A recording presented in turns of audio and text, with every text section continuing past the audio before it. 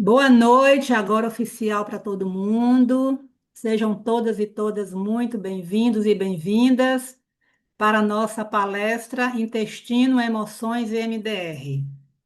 Eu espero que nós possamos sair daqui no final, daqui a 1 hora e meia, no final da nossa proposta, com propostas diferentes para levar para as nossas vidas.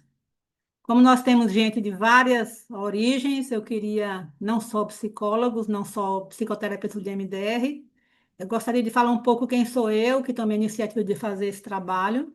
Bem rapidamente, meu nome é Adneide Nolasco, como vocês estão vendo aí. Eu sou baiana, mas moro em Recife há mais de 5 décadas. Sou psicóloga há 37 anos, com muito orgulho, amor e carinho e paixão. Desses 37, 17 trabalhando com MDR, uma abordagem fantástica, que durante a fala de Isabela vocês vão conhecer um pouco o que é MDR. E eu costumo dizer que eu ainda me encanto com o que eu vejo acontecer na minha frente a cada sessão de MDR, ok? Depois que eles terminarem, eu volto, porque nós também hoje iremos inaugurar a nossa clínica Psicocorpo. Vou contar para vocês a origem dessa clínica, qual é a proposta da clínica. Então, sem mais demora, doutor Marcos, eu passo para você a palavra. Antecipadamente, minha gratidão imensa. Esse casal maravilhoso é marido e mulher, tá, gente? Por você ter aceito esse convite. E eu vou deixar que vocês se apresentem, tá? Porque aí vocês podem dizer para o público o que é que você acha importante que ele saiba a teu respeito. Isabela, se você puder mostrar mais um pouquinho o teu rosto e menos a parede, a gente vai te ver com melhor, com mais nitidez. Pronto, excelente. É com você a palavra, doutor Marcos. Tá fechado o teu áudio, por favor, abra. Boa noite. É com muito prazer e obrigado pelo convite. Não tinha como não aceitar esse convite quando você fez para mim. Eu falei, caramba, eu tenho que estar aqui, eu tenho que estar presente.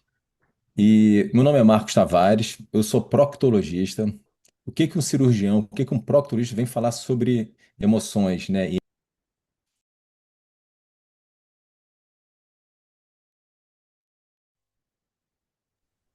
Show de Meu novo o áudio áudio. travou de novo.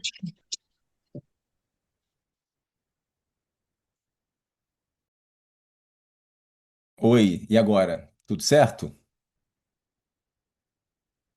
Então, boa noite, gente. Muito obrigado, Edneide, pelo convite. Te agradeço imensamente. Não tinha como não fazer, não falar sobre o intestino, sobre emoções, sobre MDR. Meu nome é Marcos Tavares, eu sou proctologista.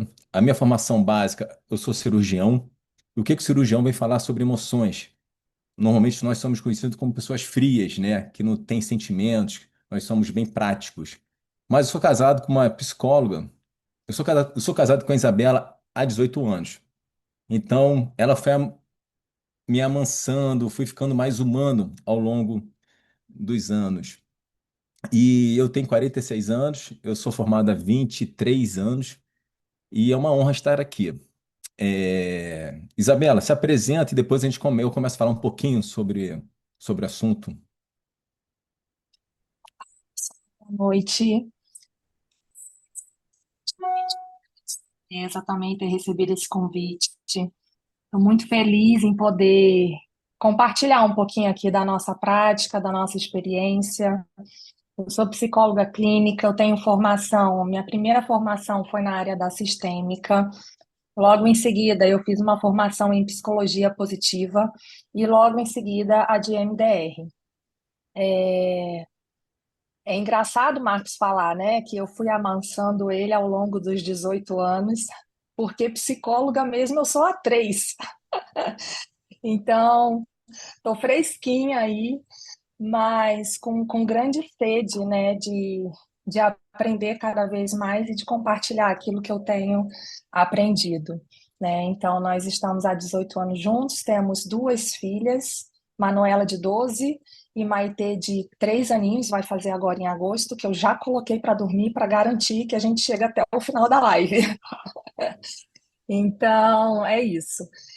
Passo para você, Marcos, e depois a gente vai fazendo a costura aqui. Maravilha, maravilha. Então, gente, olha só. Na verdade, isso aqui vai ser um bate-papo, tá? Eu vou tentar falar um termo mais fácil possível sobre o intestino, um ponto de vista do cirurgião. sobre qual é a relação do intestino com o cérebro, com as nossas emoções, com os nossos sentimentos e com o MDR.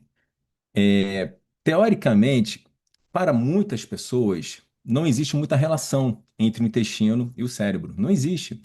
Para poucas pessoas, sim. E quem seriam essas pessoas? Nós aqui somos profissionais e quando nós somos pacientes também. E cada vez mais tem se falado sobre a relação, sobre o eixo cérebro-intestino. Na verdade, o intestino ele não faz uma relação só com o cérebro, ele faz relação com outros órgãos do nosso aparelho digestivo e de outros sistemas.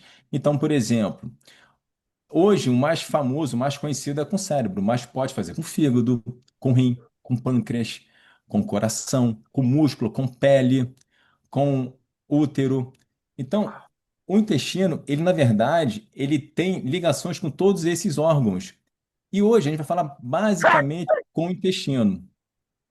E antes da gente começar a falar sobre o intestino, eu vou deixar uma frase aqui para vocês, que o intestino ele tem 5 valores inegociáveis. 5 valores. Não se negocia esses valores. Se você negociar, ele vai te custar caro ao longo da sua vida. Não é à toa que hoje o câncer de intestino já é o terceiro mais comum, tanto para homem quanto para mulher. Para homem, ele só perde para pele, não melanoma, e para próstata. E para mulher, para pele, não melanoma, e para mama. E hoje, a prevenção para o câncer, ele é a partir dos 45 anos. E isso começou a ter só 3 a 4 anos, porque até então era com 50 anos a prevenção para câncer de intestino. E provavelmente, ousa dizer que daqui a pouco a prevenção vai começar com 40 anos. E essa prevenção basicamente passa pela realização da colonoscopia. Bem, mas vamos lá, vamos falar um pouquinho sobre o intestino. O que que é o intestino? Teoricamente, o intestino, ele é um órgão. Nós temos dois tipos de intestino: o intestino fino, o que é o delgado, e o intestino grosso, que é o cólon e o reto. O intestino delgado, ele tem mais ou menos de 3 a 4 metros de extensão. E o intestino grosso, ele tem por volta de 1 metro de extensão, pegando o cólon e pegando o reto. O reto é a parte final do intestino, onde as fezes ficam armazenadas.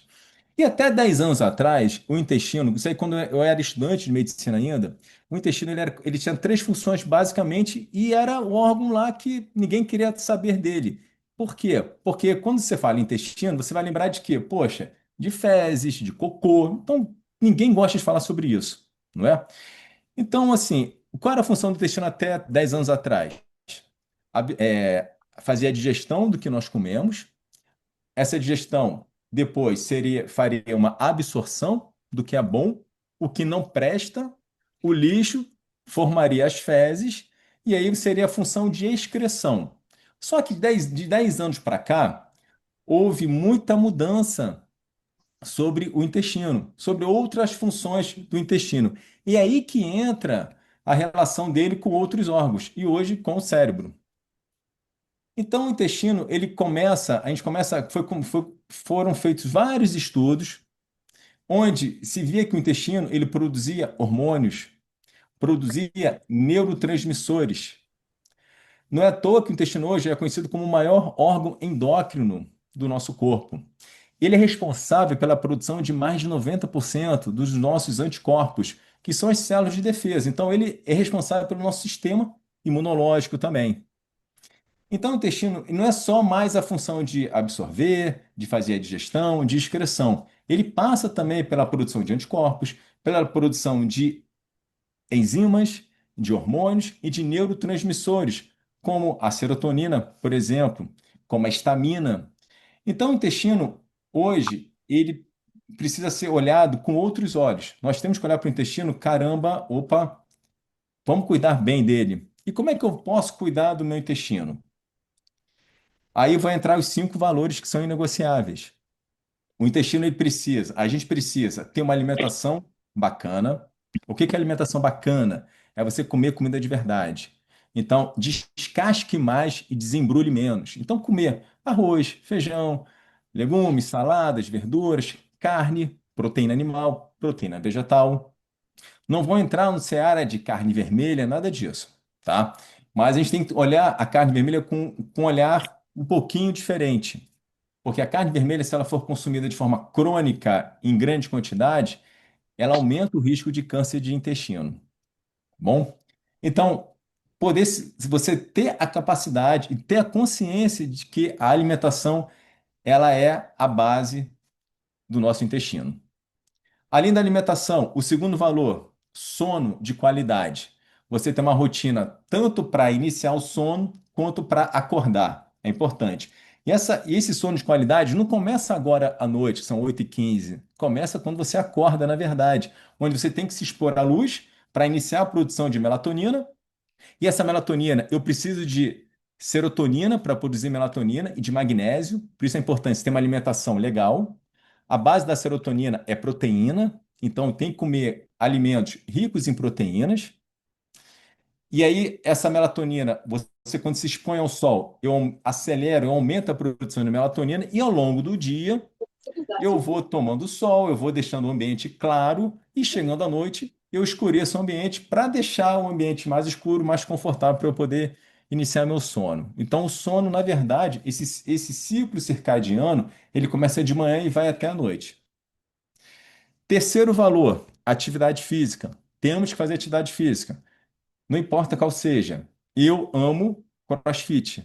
Já passei pela musculação, pela natação, pela corrida. Hoje eu faço um CrossFit modificado, porque eu não tenho aquela idade mais de fazer pegar muito peso, e ciclismo. Cada um tem que achar a sua atividade física. Não importa, eu gosto de dançar, eu gosto de fazer pilates, eu gosto de fazer natação. Ache uma atividade física, tá? Quarto valor, gerenciar as suas emoções.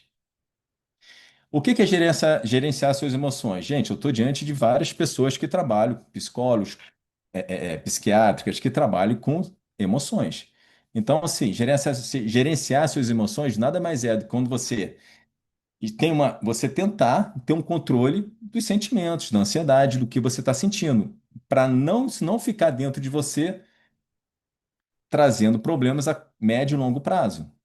Aí entra a terapia, entra o MDR.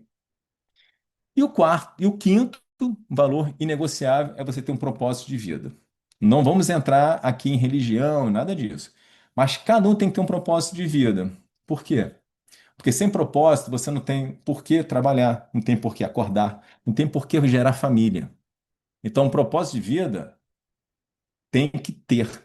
Então, esses cinco valores são inegociáveis para o intestino. Então, se você tem uma alimentação bacana, se você se alimenta bem, você consegue dormir, você gerencia as suas emoções, você pratica atividade física, você tem um propósito de vida, essa é a base da promoção de saúde intestinal, tá?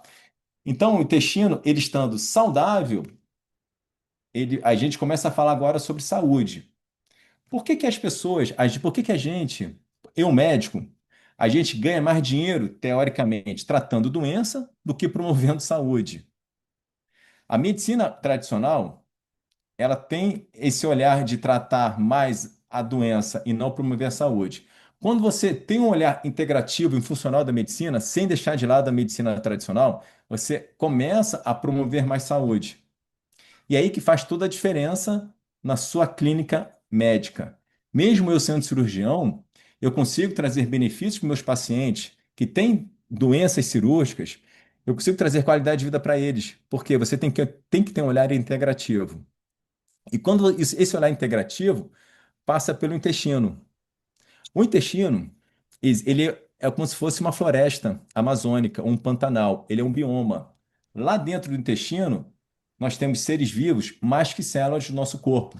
Nós temos micro-organismos como bactéria, fungos, protozoários, vírus, que vivem em harmonia no intestino. É como se a gente olhasse para uma floresta e lá se deparasse com leão, cobra, tartaruga, inseto, planta, árvore e vive numa harmonia. Eu tenho que ter uma cobra, eu tenho que ter um rato, eu tenho que ter um leão, eu tenho que ter esses animais para poder haver um equilíbrio nessa floresta. E quando eu faço uma comparação com o intestino, esses micro-organismos a gente chama de microbiota. que são seres vivos, microscópicos, tá? Microbiota intestinal. E esse assunto de microbiota, hoje em dia, a microbiota, ela tem que haver uma tolerância entre esses micro-organismos. Quando há um desequilíbrio desses micro-organismos, nós vamos ter sintomas que vai ter sinais como inchaço abdominal, cólica, distensão, prisão de ventre, diarreia.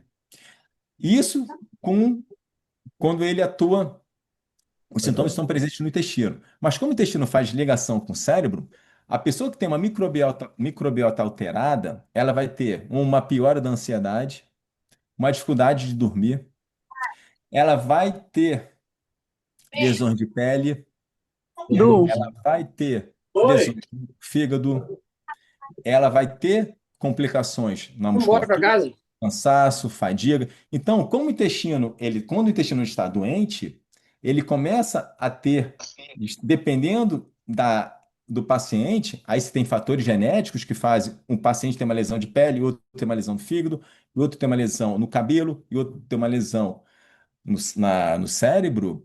Isso são fatores genéticos que levam o paciente a ter essas diferenças. Então, um intestino doente, você vai ter mais ansiedade, você vai gerenciar mal as suas emoções, você vai ter espinha, você vai ter ovário policístico, você vai ter um risco aumentado de endometriose, um risco aumentado de câncer de mama. Então, você vê que o problema começa aonde? É óbvio que eu não posso colocar a culpa só no intestino, porque você tem outros fatores. Nós somos um sistema onde nós temos um coração, nós temos um pulmão, nós temos o intestino funcionando em harmonia entre eles. Agora, quando o intestino está doente, a gente vai ter doenças não só no intestino, mas em outros órgãos, por essa ligação do intestino com outros órgãos. Bem, e aí? Essa microbiota alterada, que a gente recebe o nome de disbiose, o que é uma disbiose? É um desequilíbrio da microbiota. Você pode ter um excesso de bactérias, fungos ou vírus, ou uma falta de bactérias. Isso vai gerar doenças na gente. Isso vai fazer com que nós tenhamos um risco aumentado de resistência à insulina, que vai levar a um diabetes, um aumento de doenças autoimunes. Não podemos esquecer que o intestino produz 90% dos nossos anticorpos. Podemos ter uma fadiga, um cansaço, uma deficiência de vitaminas, anemia por deficiência de ferro. Então, a gente tem que ter hoje um olhar diferente para o intestino. Eu vou falar um exemplo para vocês, como é que funciona o dia a dia quando você tem um intestino doente, quando você tem uma microbiota doente, quando você tem uma microbiota em desequilíbrio. Quando nós temos um excesso de bactérias, essas bactérias elas vão liberar substâncias tóxicas para o intestino, que vai fazer com que haja uma ativação no nosso sistema imunológico. Esse sistema imunológico vai produzir substâncias, células inflamatórias que vão fazer com que o intestino haja um aumento de permeabilidade no intestino, onde nós vamos ter entrada de substâncias que não eram para entrar para dentro do intestino. Isso vai gerar uma inflamação crônica no nosso corpo, que, se não for tratada, vai gerar doenças autoimunes. E o que que faz nós temos um excesso ou uma falta de bactéria? São os 5 valores inegociáveis. Ou seja, quando nós nos alimentamos mal, dormimos mal ou pouco. Então, aqueles 5 valores fazem com que haja um desequilíbrio da microbiota, que é uma disbiose, onde teremos Tenta direitinho. formação de doenças, não só no intestino, como doenças espalhadas no corpo. E aonde que entra o cérebro aqui? A gente não pode esquecer, existe um link entre o intestino e o cérebro. Essa ligação direta, existe ligação direta e indireta. A direta, ela se passa pelo nervo vago. O nervo vago, ele é um nervo que ele sai aqui do crânio, do cérebro, ele atravessa, passa pelo pescoço e vai para o abdômen. E ele vai irrigar órgãos abdominais. E qual a função do vago? Muita gente não sabe que o vago ele é responsável em 30% pela nossa digestão. Como assim?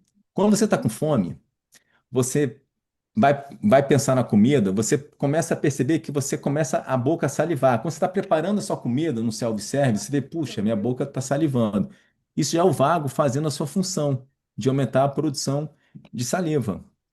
O vago, o que que ele faz? Ele acomoda o estômago para poder a comida quando entrar, essa comida, o estômago receber essa comida de forma plena. Quando a pessoa ela é muito estressada, ela é muito ansiosa, ou seja, ou ela come muito rápido, não dá tempo do vago preparar esse estômago mais flexível. O estômago, quando está estressado, esse estômago ele não consegue se acomodar. Por quê? Porque o estresse ele é disruptivo no vago.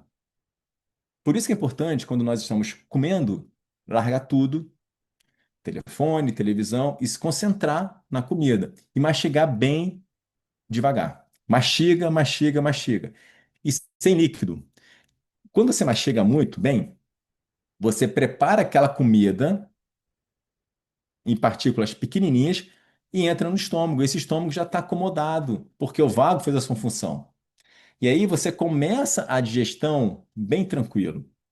Esse estômago amplo que está recebendo a comida, essa comida vai passar para o intestino, onde vai ter ação de substâncias que vão ajudar na digestão.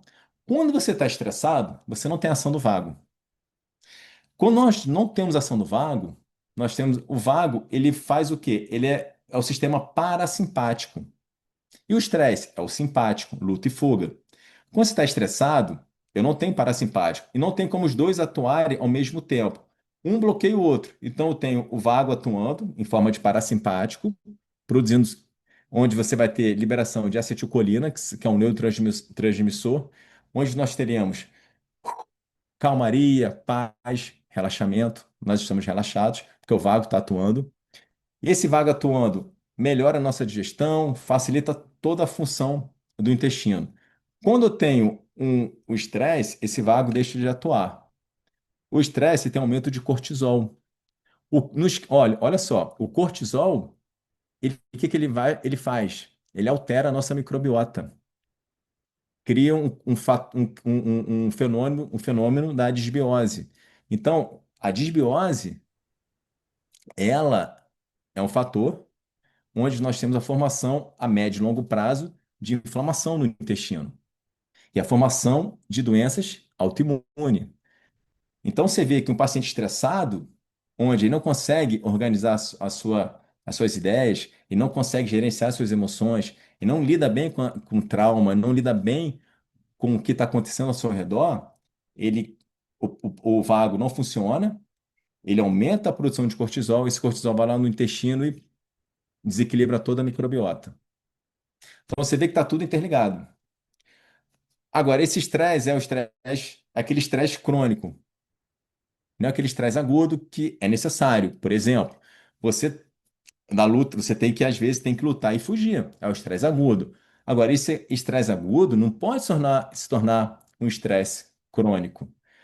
Hoje, o estresse crônico, ele tá para a nossa sociedade como o cigarro era antigamente. Era muito legal fumar, era muito bacana, era bonito na década de 50, 60 você fumar. Como até há pouco tempo atrás era muito interessante você ser um cara estressado, workaholic. Hoje, atualmente, o que que é cool? O que que é legal? Cara, você trabalhar, deixar o estresse no trabalho, teoricamente um estresse saudável, e você ter sua vida, seu horário com a sua família, curtir sua família, se desligar do mundo e ter sua vida. É o low profile. Hoje é o mais interessante. Então, o intestino ele precisa do vago para funcionar bem. Se você não tem um vago funcionando bem, você vai ter um intestino doente. E é onde que entra aqui as emoções? A gente sabe que a ativação vagal, ela passa por meditação, por mindfulness, por terapia, passa por meditação. Então é interessante a gente trabalhar esse vago. É interessante, porque um vago ativado, eu tenho intestino pleno, intestino saudável. E aí? Vamos lá, vamos pensar agora nas nossas emoções. Como as emoções, elas podem afetar o intestino e como o intestino pode afetar as emoções. Existe hoje, até pouco tempo atrás, toda distúrbio funcional que tínhamos no intestino era conhecido como síndrome do intestino irritável ou colo irritável. O que seria um colo irritável? O paciente chega para mim no consultório com uma dor abdominal, abdômen distendido, prisão de ventre ou diarreia ou padrão misto, os dois. Esse paciente, você pegava esse paciente, fazia os exames, exames todos normais, exame de sangue, exame de colonoscopia, de endoscopia, fazia tudo normal. Ele ele sai do consultório com um diagnóstico na cabeça assim, cólon irritável. Vai tratar esse intestino com terapia, com psiquiatra. E não se dava muito valor para esse tipo de paciente. Só que, de 10 anos para cá, com toda essa relação do eixo intestino-cérebro, a gente viu que o intestino irritado, entre aspas, ele é 100% emocional. 100%. Então, quando você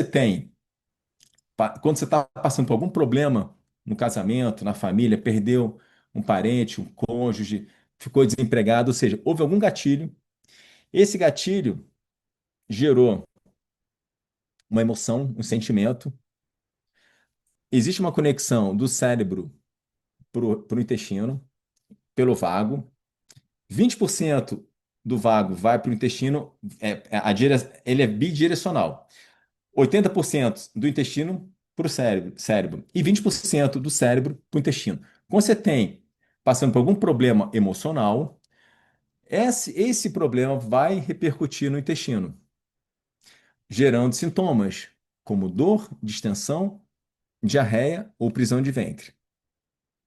Mas não vai gerar só esses sintomas, e não vai ter só esse diagnóstico. Você começa a ter, se você não tratar esses sintomas e não tratar a causa do problema, você começa a ter intolerância alimentar, intolerância à frutose, lactose, intolerância à histamina.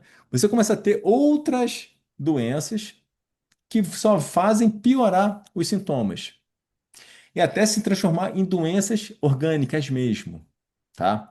Então, é aí que entra o tratamento em conjunto com o psicólogo.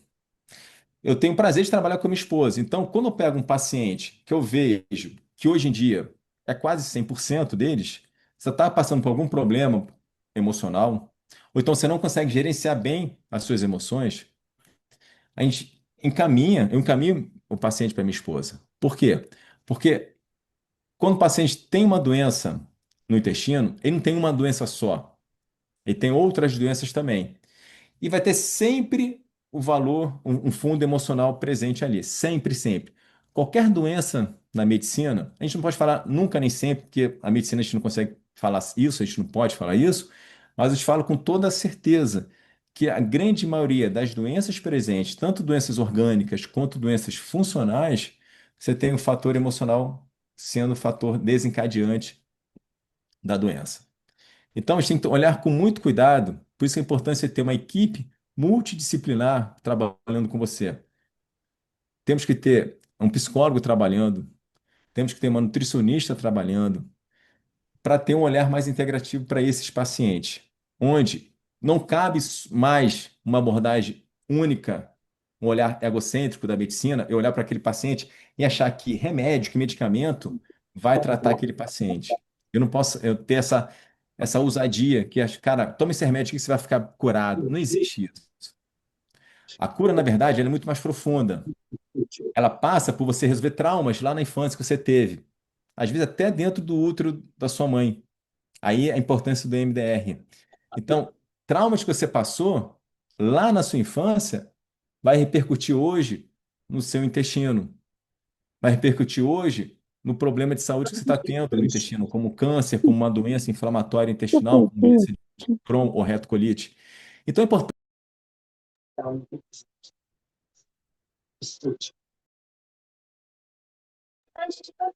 Marcos, ficaste sem som. Oi, tá me ouvindo? Alô? Oi, agora sim. Tá. Continua do então é importante. Então é importante a gente ter esse olhar mais integrativo. Sair da nossa casinha, furar essa bolha. Ver a importância que tem você poder olhar, não ter esse egoísmo, a gente como médico, ter egoísmo, sabe, achar que a gente vai resolver todo o problema do paciente. Não vamos. Nem vocês, nem a gente. Ou seja, nós temos que ter uma equipe onde há uma comunicação, uma conversa importante, discutir casos dos pacientes, porque o paciente ele vai se beneficiar quando há uma discussão sobre ele. Então, quando eu pego aquele paciente e olho para ele e passo uma receita com medicamento, toma, você vai ficar curado? Cara, não vai ficar curado. Por que que eu, há um ano e meio para cá, eu mudei minha abordagem no paciente? Porque até 2023, muitos pacientes com colo irritável, eu tratava de forma medicamentoso e quando eu via que ele era muito ansioso, encaminhava para terapia.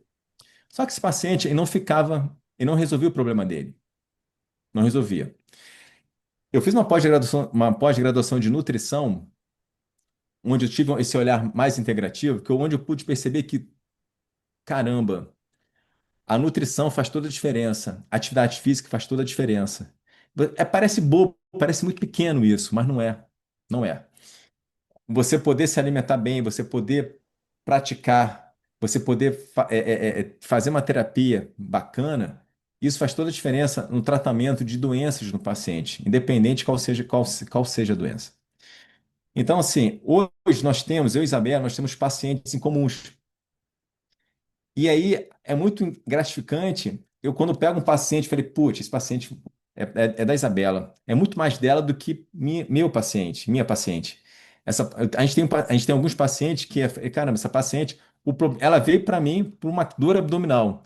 Mas a causa dessa dor abdominal é com a Isabela que vai curar, que vai tratar ela, não sou eu. Eu vou orientar ela. Então, cada vez mais, em uma sociedade que está completamente dependente, dependendo de pessoas mais humanas, pessoas que possam ouvi-las, eu acho que o tratamento passa não só como pela medicina, mas como pela psicologia, pela nutrição, pela ativação do nervo vago, que pode ser feito pela fisioterapia.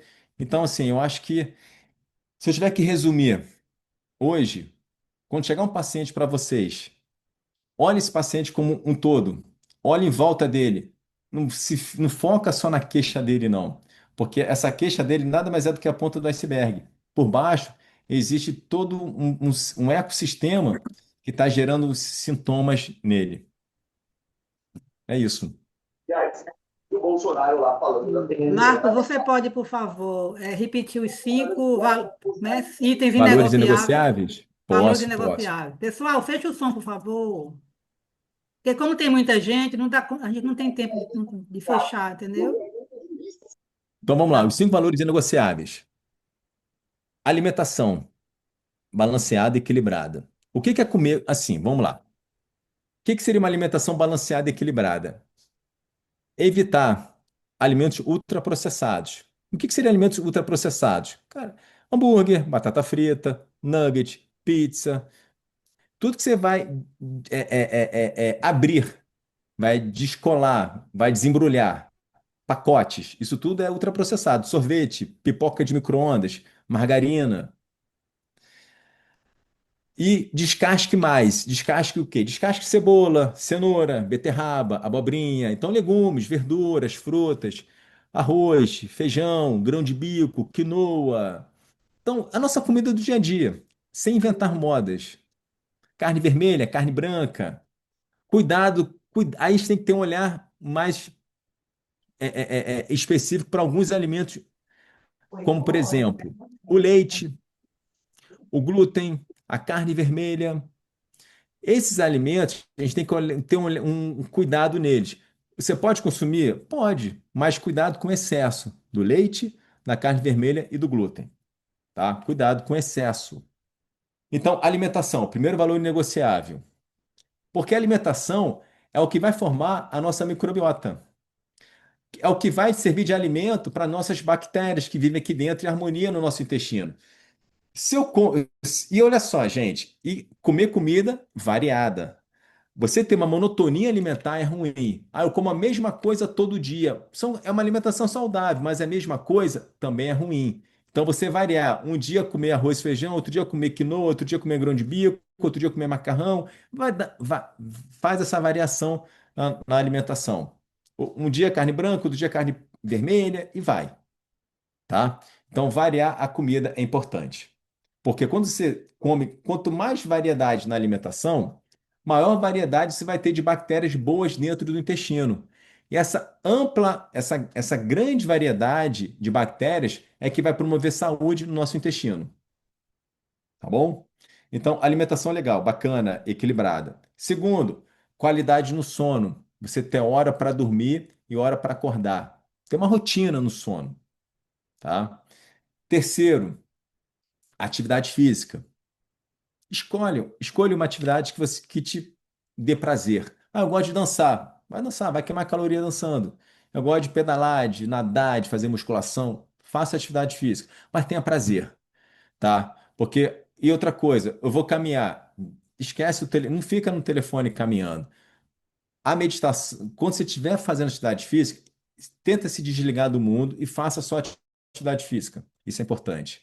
Porque você vai ter liberação de hormônios, de endorfinas, de substâncias, de dopamina que fazem o nosso corpo relaxar e é importante para você fazer a reciclagem do nosso cérebro, tá? Que nem o sono.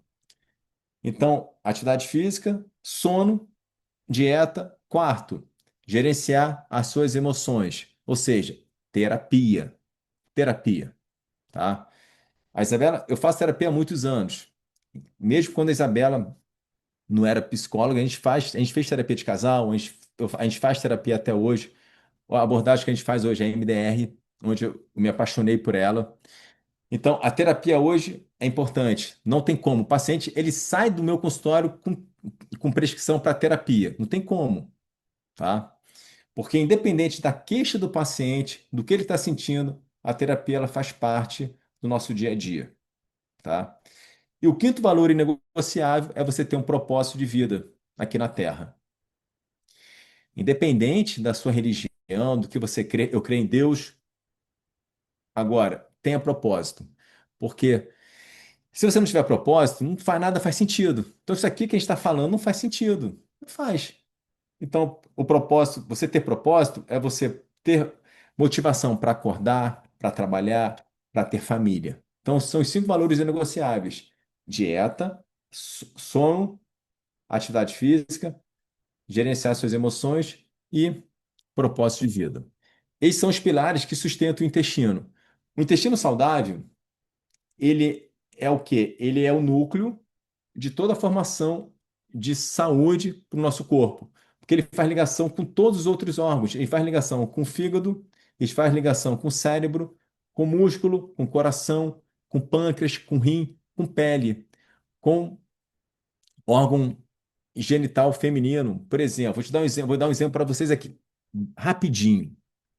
É, Hoje, a gente percebe que está tendo muita endometriose, muito lipedema, que é aquele inchaço, aquele edema nas pernas, né? Você sabia que a endometriose, que o câncer de mama, a síndrome do ovário policístico está ligado, não só, mas está ligado ao intestino? Quando o intestino doente? O intestino, eu falei que tem um mundo ali de bactérias ali, tá? Existe um grupo de bactérias que elas produzem uma substância. E essa substância, quando você tem um excesso, e tem que ter essa substância dentro da gente, tá? Mas quando está o excesso dessa substância é ruim para a gente, principalmente para as mulheres. Por quê? Sabe por quê?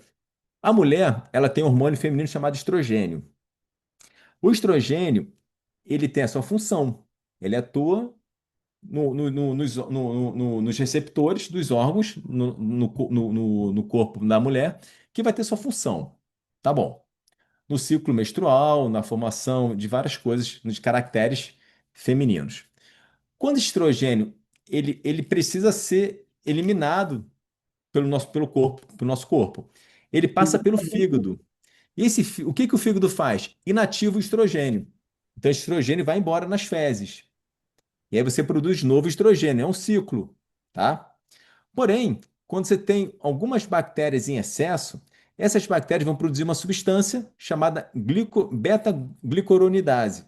Essa substância, em excesso, vai pegar aquele estrogênio que estava inativo, vai ativá-lo de novo. Só que vai ativar um estrogênio doente, ruim. Esse estrogênio ruim, ele volta a circular para o corpo e onde vai ser responsável pela formação de endometriose, lipedema, ovário policístico, câncer de endométrio, que é o câncer de útero, câncer de mama. E quem produziu essa substância que ativou o estrogênio? Certas bactérias. E aí você vê que. E por que essas bactérias estão em excesso? São os 5 valores inegociáveis.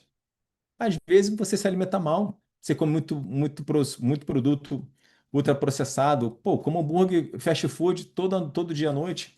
Eu almoço bem, só que à noite eu peço um iFood lá, como hambúrguer, batata frita, pizza. Olha só o que que a gente está fazendo.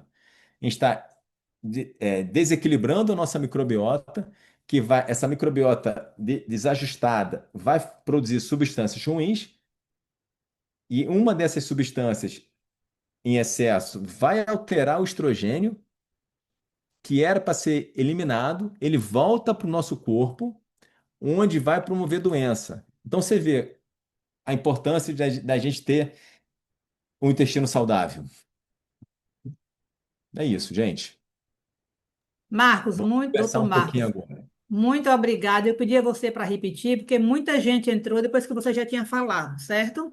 O que é que eu queria combinar? Isabela, para quem não sabe, gente, o doutor Marcos, ele é proctologista, trabalha com toda essa parte de intestino. E Isabela, sua esposa, é psicoterapeuta de MDR. Então, ela agora vai trazer um caso indicado por ele. Se não me engano, a história é essa, tá? Se não for, ela vai Isso, me corrigir. E aí, isso Marcos, eu mesmo. queria pedir que você desse uma olhadinha nas perguntas do chat, porque depois que a Isabela terminasse, você podia falar um pouco sobre as perguntas que o pessoal está colocando aí, tá bom? Por favor. Tá ótimo, tá bom. Oi, Isabela Mourão. Obrigada, querida. A fala Olá, agora é contigo. tá. Me fala uma coisa, quanto tempo mais ou menos a gente ainda tem para eu saber aqui o que que eu posso trazer? 15 minutos, tá bom? 20? 20? Meia Porque eu teria que hora? trazer um pouquinho. Se Hum, puder, de 20 a 30, eu vou tentar não Pode, chegar a 30. pode. 20 a 30, pode Pode ser? ser. Meu combinado com o grupo é até 9h30, tá? Eu não gosto de atrasar, não. Então pode ser. 20 a Tá, 30, vai combinado. lá. Então, gente, depois dessa aula maravilhosa, eu poderia nem falar, não é mesmo? Mas, como a gente precisa trazer a prática aqui, eu vou falar um pouquinho sobre o EMDR antes da gente trazer o nosso caso clínico, tá? Porque eu sei que aqui tem psicólogos de EMDR, mas também tem psicólogos que não são EMDRistas e também tem pessoas que não são nem psicólogos. Então eu acredito que eu preciso trazer um pouquinho à luz, né, sobre o que é o EMDR. Então, o MDR é uma abordagem terapêutica que significa dessensibilização e reprocessamento por meio dos movimentos oculares. E aí eu costumo brincar assim, reprocessamento de quê? De memórias difíceis e traumáticas que não foram reprocessadas de maneira adaptativa ou funcional, né, no momento ali em que ocorreu. Então, sabe quando você passa por algo marcante?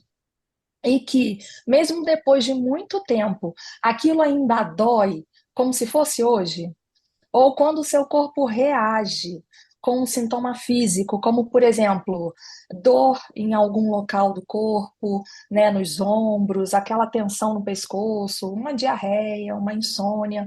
E aí você procura um profissional, você faz exames e os médicos então dizem que está tudo bem do ponto de vista da medicina e que a questão é o quê? Emocional. Ou seja, nós estamos diante de uma queixa psicossomática, né, que tem a ver com a proposta da Adneide na inauguração da clínica dela, né, trabalhar as queixas psicossomáticas, que é quando o emocional dói E o corpo, então, começa a falar, né? Porque aquilo que não é posto para fora, que não é processado, que não é dito, aquilo que é retido, de alguma forma vai começar a reverberar dentro de nós e vai precisar sair de algum jeito, né? E aí, quem que vai sofrer com isso? É o corpo. É aí que entra, então, o MDR. Bom, esse paciente, então, com queixa psicossomática, chega para a gente no consultório. E depois da gente, então, ouvir a história de vida desse paciente, a gente decide com ele o que será trabalhado. Ou seja, quais serão os alvos, os objetivos de trabalho que nós iremos reprocessar, que é aquilo que incomoda mais ele, né? Então, eu decido com o paciente, sempre com ele, tá? Com o aval dele, por onde nós vamos começar e eu o ajudo a focar em uma situação que causa desconforto emocional. Tem paciente que prefere começar por uma situação que não seja tão desconfortante para ele entender como que esse processo todo funciona, mas tem paciente que chega e já fala assim, não, eu quero chegar já caindo dentro daquilo que está me incomodando. Então, vamos direto já no ponto. E assim a gente vai. Então, a gente vai avaliando cada caso é um caso.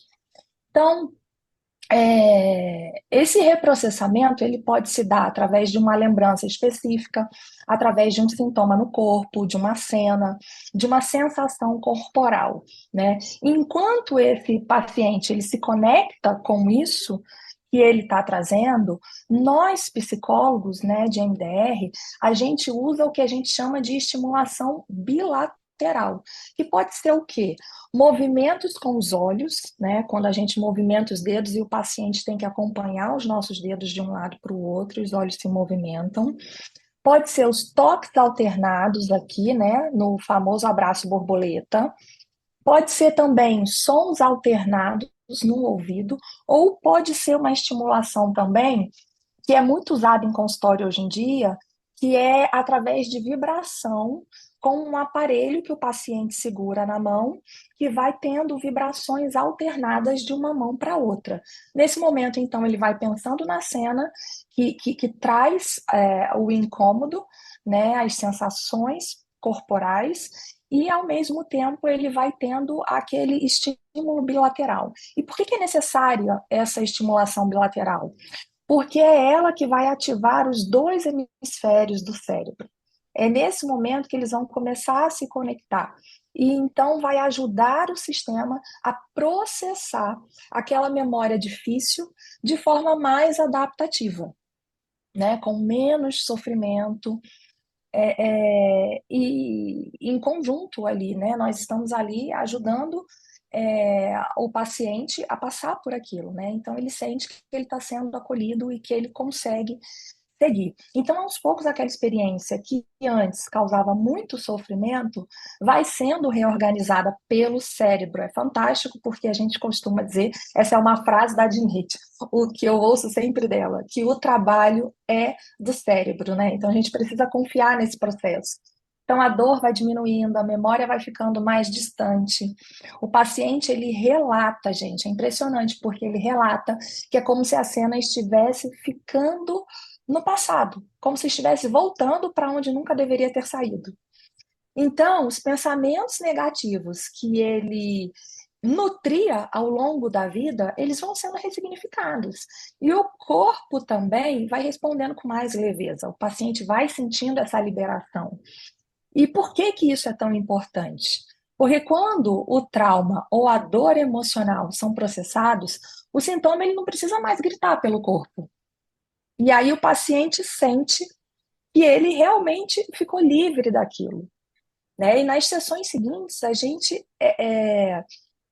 se atualiza em relação àquilo, a gente verifica se realmente aquilo ocorreu de fato ou se ainda tem algum resíduo que precisa ser trabalhado, né? Então o paciente ele passa a perceber que aquela memória faz parte do passado e que agora ele tem recursos emocionais para lidar com o presente de uma forma mais funcional, né? Ele consegue gerenciar melhor as emoções.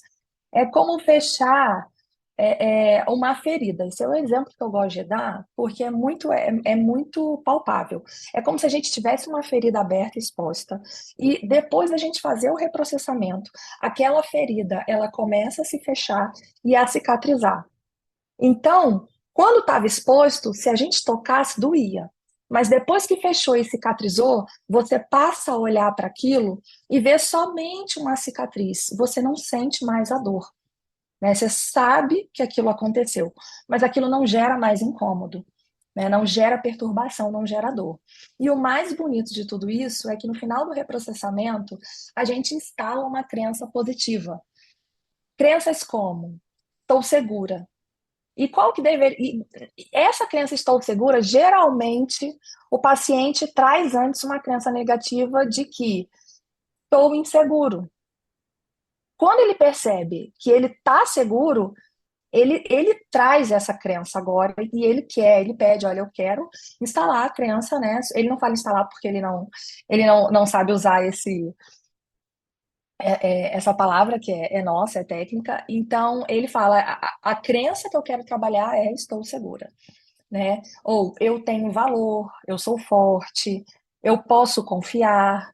E é muito bonito ver essa transformação acontecendo no consultório. Então, essas crenças ajudam o paciente a se reconectar com uma versão mais segura e mais inteira de si mesmo. E é sobre isso que a gente quer falar no caso que nós trouxemos para trabalhar juntos, né? E aí, Marcos, eu vou pedir para você, então, só introduzir a parte clínica médica, só para eu poder dar sequência aqui. Como Tá que ela bom. chegou para você? Então, eu atendi ela no final de fevereiro. Ela chegou para mim bastante ansiosa, com muito medo. Ela tinha uma hemorroida, que a gente chama de doença hemorroidária complicada. Fez uma trombose na hemorroida dela. O que que seria uma trombose? Um caroço da hemorroida formou um coágulo dentro dessa hemorroida que formou um caroço, e esse caroço traz muita dor. Essa complicação da hemorroida apareceu porque ela vinha tendo diarreias ao longo de alguns meses. E colhendo a história dela no consultório, ela tinha um quadro de dor abdominal com inchaço, diarreia. E aí, por ser muito ansiosa e ter muito, chorou bastante no meu consultório. É um paciente, esse paciente você não precisa fazer exame nenhum. Pelos sintomas dele, você já pode falar que ele está com o intestino irritado, tá? Eu não preciso fazer uma coluna, eu não preciso fazer um exame de fezes, exame de sangue, nada disso. Esse paciente, ele tem um colo irritável, só que eu tenho que... O paciente com colo, ele não tem só um colo irritável, do ponto de vista proctológico, tá? Ele tem outras doenças também, que eu vou ter que investigar. Ela chegou com muita dor, muito inchaço e diarreia, com uma hemorroida complicada. Eu tenho que avaliar como é que está a microbiota desse paciente. Então, eu falei para ela, ó, vamos fazer exames aqui de sangue, de fezes, tá? E vou te pedir um teste respiratório, que eu vou avaliar se você está com excesso ou não de bactérias no seu intestino, tá? E aí, ela, a gente conversou e ela propôs a investigação. Ela voltou 2 semanas depois e iniciei o tratamento da trombose hemorroidária. Iniciei o tratamento, que é o tratamento clínico, não é cirúrgico, tá, gente? E essa paciente voltou para mim 2 semanas depois com os exames e a gente percebeu que havia um excesso de bactérias nela, ou seja, um supercrescimento de bactérias. Havia uma intolerância à lactose e frutose e ela queria tratar essa complicação da hemorroida depois com cirurgia. Ou seja, a gente, no primeiro tempo, a gente trata essa complicação com tratamento clínico, pomada, remédio. Só que essa complicação, ela vai melhorar, mas o paciente vai continuar com a doença. E ela queria operar a doença hemorroidária, que trazia muito desconforto para ela ao longo do dia, porque ela tinha muita diarreia. Então, o paciente que é portador da doença hemorroidária, se ele tem prisão de ventre ou ele tem diarreia, ele sofre bastante na hora da evacuação.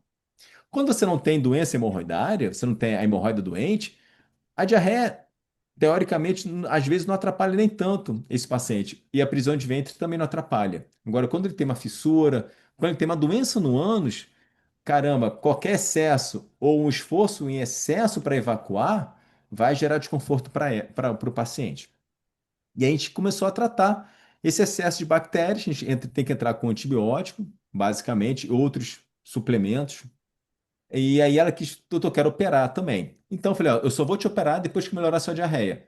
Porque pós-operatório de hemorroida com diarreia não combina. O paciente ele fica pior, ele sente muita dor. Mesmo fazendo tratamento a laser, minimamente invasivo, esse paciente vai ter muito desconforto, muita dor. Falei, ó, eu só te opero depois que melhorar a sua diarreia. Então, isso teria que pelo menos esperar um mês a 45 dias. E aí, a gente conseguiu melhorar esse quadro clínico dela, tá? Tinha falado dela para Isabela, só que ela fazia terapia com outro. Fechou de novo, Marcos. Fazia Eu terapia com encaminhei- outra. ela fazia terapia com outro psicólogo e fazia tratamento psiquiátrico também. E aí a gente melhorou o tratamento, a gente melhorou os sintomas dela. Fizemos a cirurgia. No pós-operatório, ela teve uma crise de diarreia muito intensa. E ela chegou para mim chorando de desespero no consultório, no retorno, porque ela estava tendo muita diarreia, ficou com medo de atrapalhar a cicatrização dela, da cirurgia. E foi aí que eu falei, ó, não tem, você tem que, você conversou com a sua terapeuta, mas eu não estou gostando. Falei, ó, vamos fazer o seguinte, vai na Isabela, ela trabalha com abordagem, com MDR, e ela tinha e ela tinha passado por uma separação e ficou com muito trauma da separação. Falei, cara, é agora que vai entrar o MDR na vida dela. Eu falei com ela, vamos embora. E eu falei um pouquinho do MDR para ela, e ela já ficou interessada. E falei, Isabela, agora é com você. Agora, essa diarreia, Isabela, vai melhorar. Você que vai melhorar essa diarreia. Porque ela é emocional. Vambora, Isabela. Aí passei a bola para Isabela. Isabela, toda sua agora. Ou seja, essa paciente chegou com tudo aquilo que na aula ele explicou para vocês, que se não vigiasse, aconteceria, né? Dos pilares lá do intestino. Então, essa é a paciente, assim, que tem tudo. Antes, gente, eu queria dizer a vocês que hoje eu atendi ela e hoje mesmo eu falei com ela sobre, tá, essa palestra aqui, essa conversa, né? Eu tô considerando como uma conversa, não é palestra para mim. E ela autorizou, tá? Tá tudo certo. Então, ela inclusive disse que ficou muito feliz de poder estar aqui, assim, né, como exemplo de um caso clínico. Bom, então ela tem 44 anos, ela é enfermeira, divorciada e ela é mãe de uma adolescente. O Marcos me encaminhou ela e ela chegou bastante sensibilizada, porque ela estava com muito medo e muito ansiosa por conta desse quadro de diarreia, né, e dessa ferida que não cicatrizava por causa do quadro de diarreia. E isso prejudicou demais a vida dela em diversas áreas, porque é, ela começou a ter medo de evacuar, pânico, pânico, ela não podia pensar na hipótese de ir ao banheiro. Isso fez com que ela não quisesse sair de casa. O único lugar que ela ia era para o consultório do Marcos. As nossas sessões sempre foram online desde o início. Hoje se mantém no online porque ela se mudou para um setor mais distante e ela preferiu manter o online. Então, ela desde o início relatou grande medo de evacuar, principalmente após a cirurgia, por conta da dor e do receio da diarreia espontânea, e isso dificultou a rotina social dela, né? E agravou os sintomas físicos. Ela relatava sofrimento significativo com os sintomas gastrointestinais, como dor abdominal, fezes pastosas. Isso gerava um estado de pânico e de hipervigilância constante. Ela vivia com insônia, ela não conseguia dormir porque ela tinha medo do que ia acontecer no dia seguinte. Ela tem um histórico, tá, de vida, gente, onde ela é a filha mais velha de 4 filhos. Ela relatou que ela teve uma criação muito rígida e ficou 6 meses sem falar com o pai. E desde a infância, ela relatava medo constante, pensamentos pessimistas, dificuldades com mudanças e forte autocobrança. Mas esse medo desde a infância, ela só se deu conta nas sessões de MDR, tá? Ela não entendia que esse medo vinha da infância. Aos 6 anos, ela viveu o falecimento de um irmão recém-nascido. E foi o período em que ela enfrentou dificuldade de aprendizagem. Ela estava ali na alfabetização. E a mãe, em luto, reagia com impaciência e com punições físicas quando estudava com ela e percebia que a filha não aprendia, tinha dificuldade de aprendizagem. Ela relata, né, ela relatava, né, no início que ela vivia uma sobrecarga emocional por não ter o auxílio do pai da filha na educação, e isso fazia com que ela tivesse que acumular responsabilidades, e ela tinha a mãe como um suporte, né? Ela morava com a mãe e a mãe é que dava todo o suporte emocional para ela, tá? Esse é um relato dela. Minha mãe não me ajudava só com minha filha, mas ela também era um suporte emocional para mim. Ela relatava preocupações financeiras, porque ela não sabia até quando ela conseguiria ficar no trabalho, né, em que ela é servidora pública, mas ela estava tendo necessidades de diminuir a carga horária e por conta do quadro atual dela, né, ela não queria voltar a trabalhar, ela estava com muito medo de voltar a trabalhar. Então, ela se sentia frequentemente irritada e exausta. Ela viveu com a mãe até pouco tempo e sempre considerou o ambiente de trabalho como uma fonte de estresse muito grande. Atualmente ela está de licença e ainda pensando quando que vai voltar, tá? Mas eu vou falar disso um pouquinho mais à frente. Ela teve alguns relacionamentos abusivos e ela busca uma cura emocional para que ela possa viver um relacionamento saudável.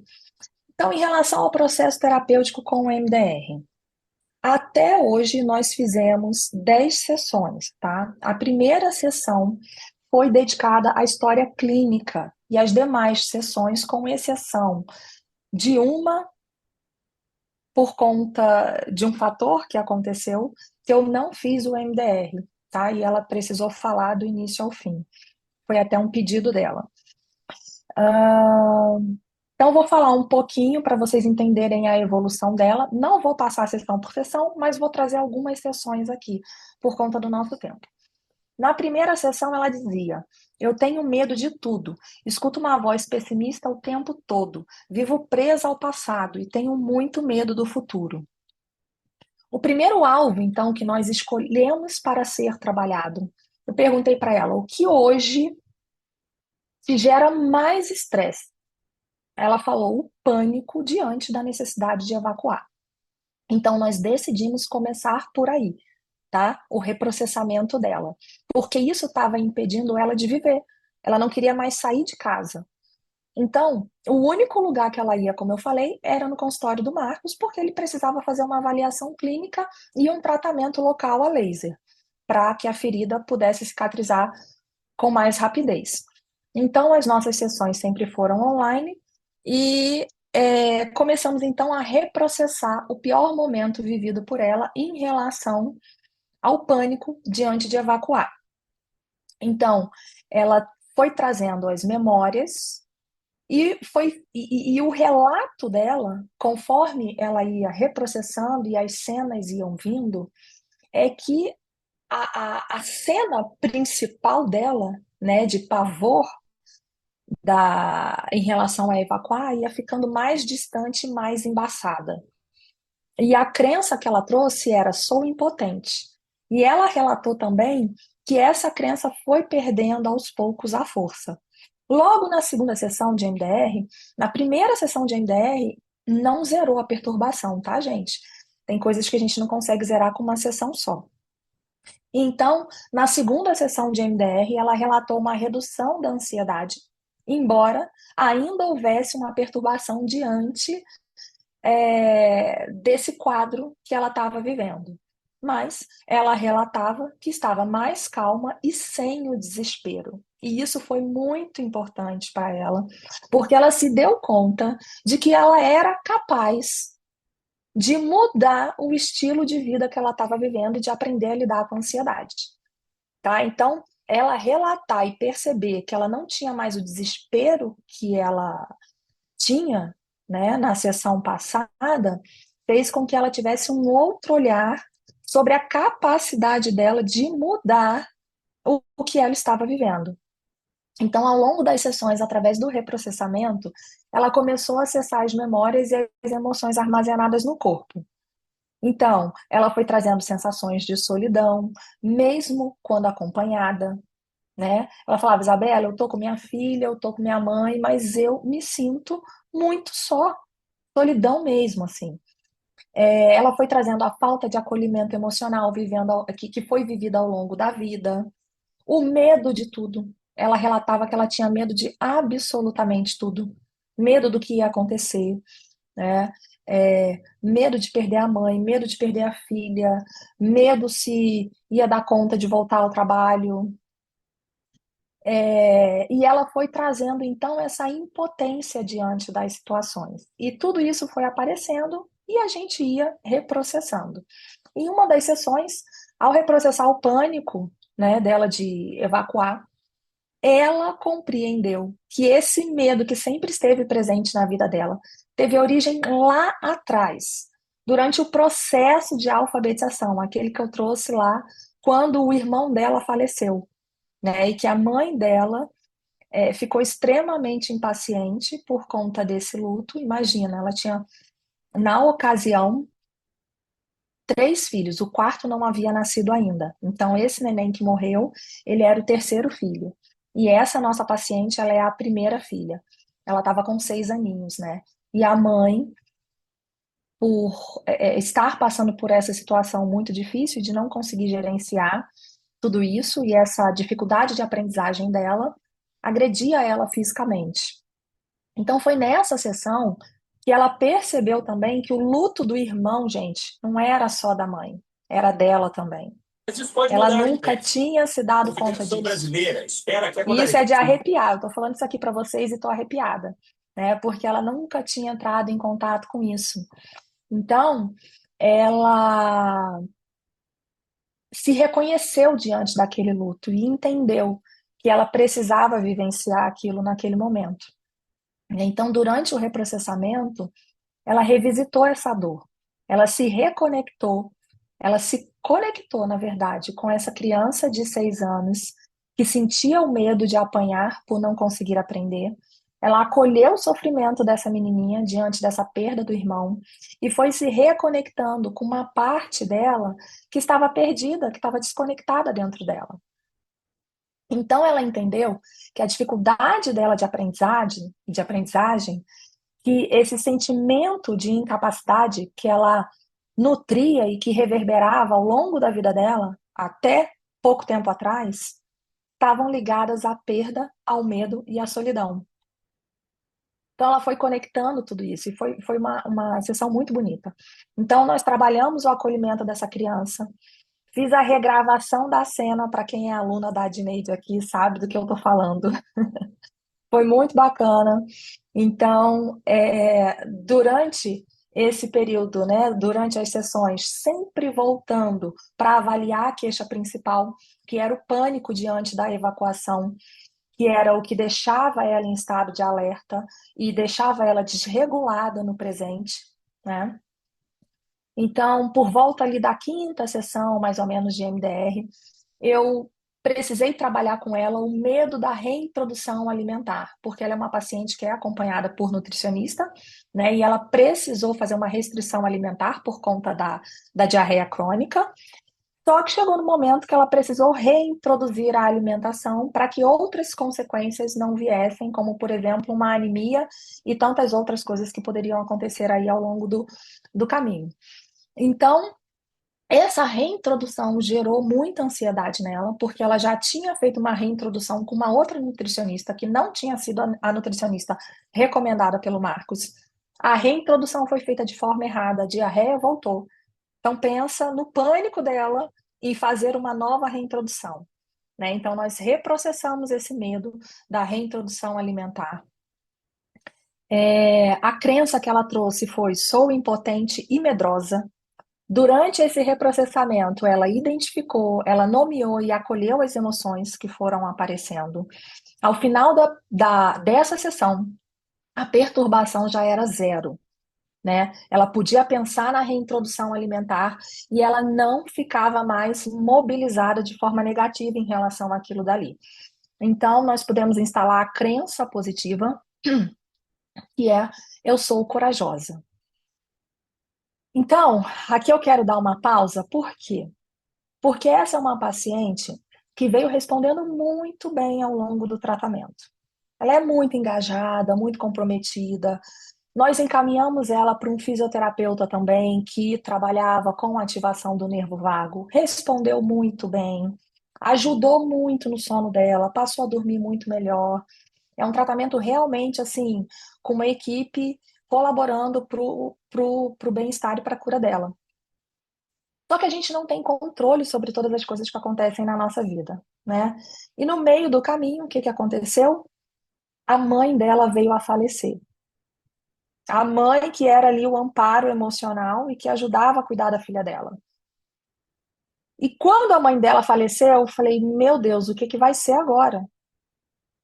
Porque ela morava com essa mãe e ela já tinha relatado o medo de perder a mãe e que ela não saberia o que fazer caso isso acontecesse. E aconteceu. É ela que encontrou a mãe caída no chão, já gelada, né? Essa mãe teve um mal súbito e ela, como enfermeira, não pôde fazer nada. E foi difícil para ela entender esse não poder fazer nada, porque por um tempo ela pensou que ela deveria ter feito alguma coisa e a culpa apareceu, né? Nós podemos trabalhar isso também, aqui eu vou encurtar, não vou trazer muitos detalhes porque a gente não tem tempo. Nós podemos trabalhar isso também, reprocessar, tá? Toda essa cena que foi traumática para ela. Logo em seguida, gente, da morte da mãe, 2 dias depois, eu já comecei a trabalhar esse luto com ela. Ela, ao mesmo tempo que ela falava, a gente também reprocessava muitas coisas. Ela estava com essa necessidade porque ela precisava se reencontrar no meio disso tudo para ela ganhar força para seguir, né? Afinal, ela tem a filha adolescente. Então, nós seguimos. Ela é uma paciente que dá muito prazer de atender, porque ela é muito engajada no processo.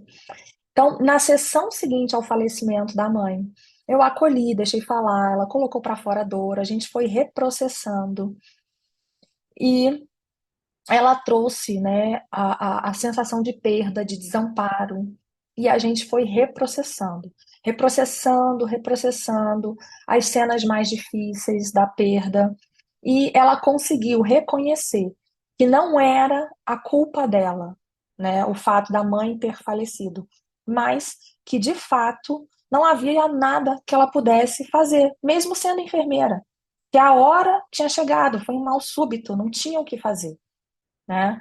E não tem sido fácil para ela, mas ela tem sido colaborativa, como eu falei, muito comprometida, e ela entende que ela precisa seguir.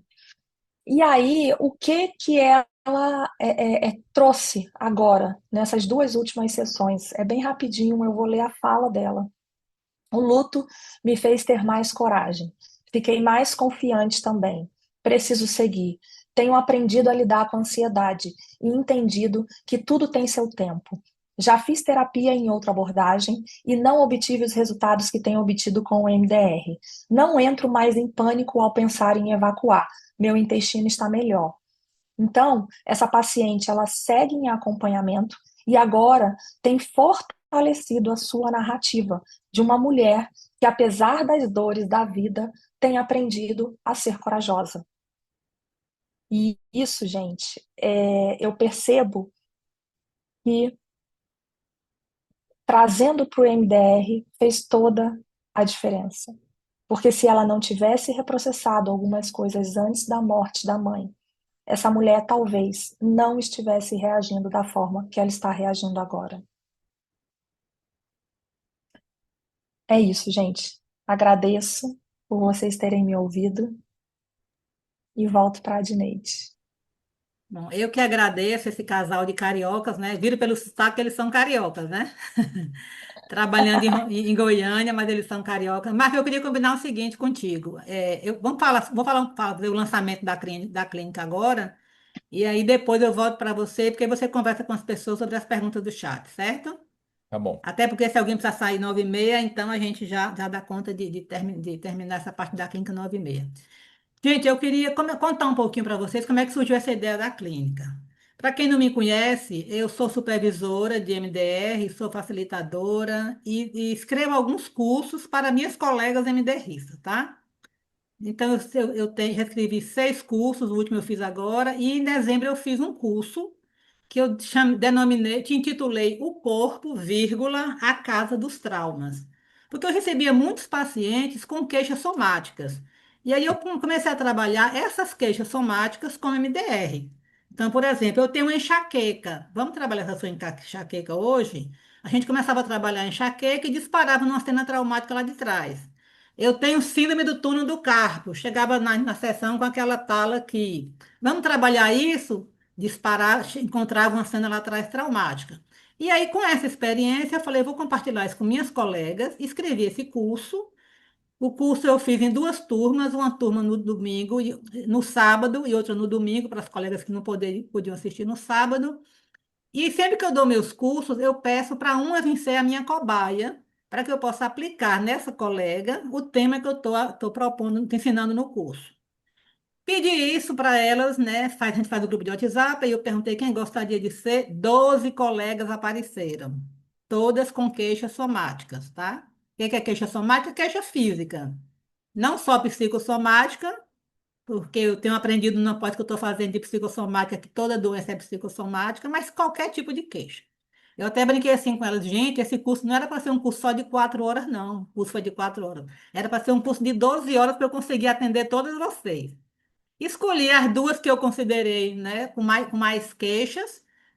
Fiz a sessão de uma no sábado, fiz a sessão da outra no domingo, mas eu fiquei com aquelas 12 no juízo, como a gente fala aqui no Nordeste, pensando nelas. Aí eu fiz a proposta. Gente, vocês querem se encontrar comigo toda segunda-feira de noite? A gente se encontra de 7h30 às 9h30 e a cada segunda-feira eu atendo duas de vocês. 9 segunda-feira a gente dá, aliás, 6 segunda-feira a gente dá conta de fazer isso. Quando eu propus isso no grupo, apareceram mais 6. Então, de 12 foi para 18. E aí nós fizemos, né, nessas 9 segundas-feiras, onde eu atendi essas 18, e assim, impressionante as histórias. Para vocês terem uma ideia, teve uma colega que a queixa dela era uma constipação intestinal, Marcos, e que ela só ia no banheiro há 40 anos com remédio. 36, 40 anos nessa faixa. E aí ela trouxe isso para a gente trabalhar e disparou aonde? Um aborto espontâneo que ela teve recém-casada. Uma história muito interessante, que eu não vou entrar em detalhe agora, enfim. E eu muito animada com isso, né? Cheguei no meu grupão de supervisão, que eu tenho um grupo grande de supervisão com quase 300 colegas, e contei a historinha. Gente, aconteceu isso, assim, assim, atendi às 19. Aí as colegas, eu também quero, eu também quero, eu também quero. Para resumir essa história, eu atendi 51 colegas, todas com queixas somáticas, com resultados, assim, impressionantes. E aí, a partir disso, eu tive a seguinte ideia. Não, paralelo a isso, em novembro, quando eu estava preparando essa aula lá de dezembro, o Corpo, vírgula, Casa dos Traumas, eu soube de um congresso em medicina psicossomática que estava acontecendo em São Paulo. Me abalei para esse congresso em São Paulo, fiquei encantada com o que eu ouvi lá, me animei mais ainda para estudar isso e comecei uma pós agora em maio, né, na Faculdade de Ciências Médicas da Santa Casa de Misericórdia de São Paulo. Como eu não sei fazer as coisas sozinha, eu cheguei nesse grupão de supervisão, contei dessa minha pós e convidei as colegas para estarem comigo lá fazendo a pós. 8 colegas vieram. Então, eu e mais 8 colegas estamos fazendo essa pós, e foi aí que surgiu a ideia de fazer a clínica especificamente para atender queixas somáticas.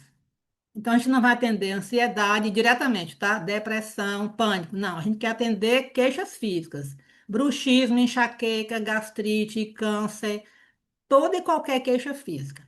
Então, eu queria agora que, por favor, Lara, mostra aí o flyer da clínica, que eu queria, nesse momento, oficialmente, lançar a clínica Psicocorpo IMDR, com a proposta de recebermos pacientes com exclusividade nas suas queixas somáticas.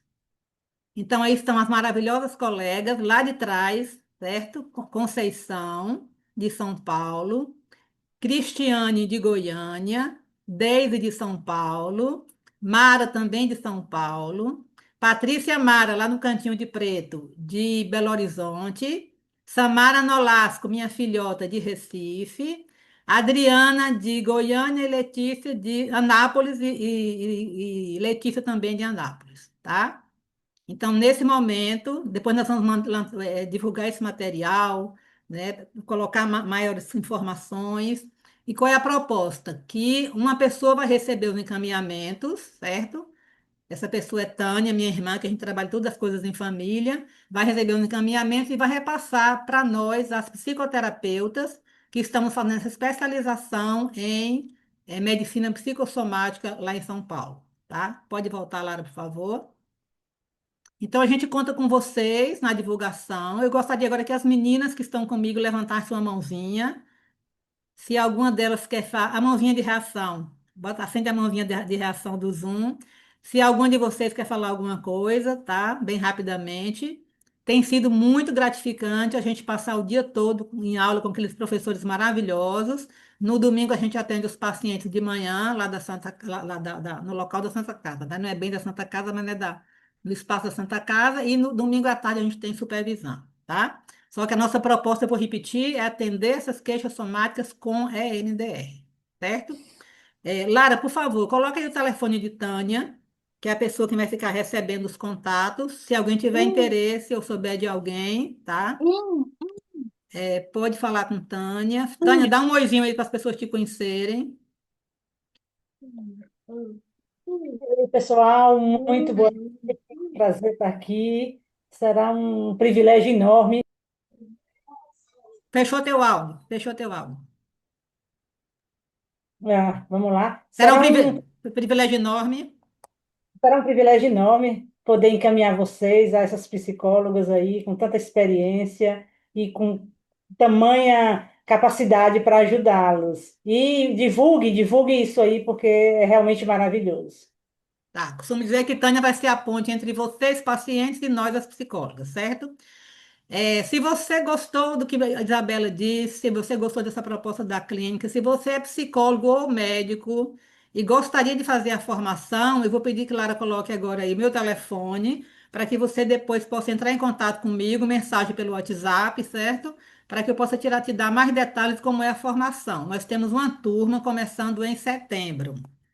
E se você, independente de ser psicólogo ou médico, quiser saber mais, nós escrevemos esse livro, se chama MDR ao alcance de todos. Aqui está a paciente segurando a sua menininha pela mão, tá? E aí você pode também, através desse livro, nós fizemos um encontro Nordeste de MDR e transformamos as 19 palestras nesse livro. Algumas colegas são autoras, estão aqui presentes. Lara, coloca, por favor, o link aí no chat. Quem tiver interesse no livro também pode entrar nesse link, tá? Lara, por favor, coloque o telefone do Dr. Marcos, porque ele, além de tudo isso, é um médico integrativo também. Então, se você deseja fazer uma consulta com ele, online, certo, Marcos? Você também atende online? Atendo Atende, online e atende presencial. online, então você pode falar com ele. E também coloca o telefone de Isabela, porque se vocês também quiserem falar com Isabela, encaminhar alguém, procurar marcar um horário com ela, entendeu? Fazer uma terapia, é uma profissional maravilhosa, tá? Bom, nessa parte toda de informações, eu queria agradecer a todos que vieram, tá? Se alguém precisar sair imediatamente agora. Senão, eu vou contar para você a palavra, Marcos, para que você possa conversar um pouco sobre as perguntas no chat, abrir para perguntas. E, casal maravilhoso, muito, muito, muito obrigada por vocês terem vindo. Eu sei que todo mundo aqui aprendeu muito com vocês hoje à noite, tá? Então, com você, Marcos. Eu que agradeço, Dineide, mais uma vez. Bom, estava lendo aqui as perguntas, vou falar, tá? E aí vocês fiquem à vontade de perguntar. E aí, se gerar dúvida, pode perguntar, tá bom? Eu realmente esqueci de falar sobre a água. A água é muito importante, né? Sobre a alimentação. Sempre falo que a gente tem que tomar pelo menos, depende, a ingestão de água vai depender do nosso peso, tá? Quanto que a gente pesa. Teoricamente, 35 ml por quilo. Então, se eu peso 100 quilos, eu tenho que tomar 3,5 litros de água, a média, mais ou menos. Mas se eu peso 80, uns 3 litros, tá bom, tá? Então, porém, o excesso de água faz mal, tá? Então, é equilíbrio, tudo na vida é equilíbrio, inclusive a água, tá? Então, a matemática que a gente tem que fazer é 35 ml por quilo, tá? Equivalente.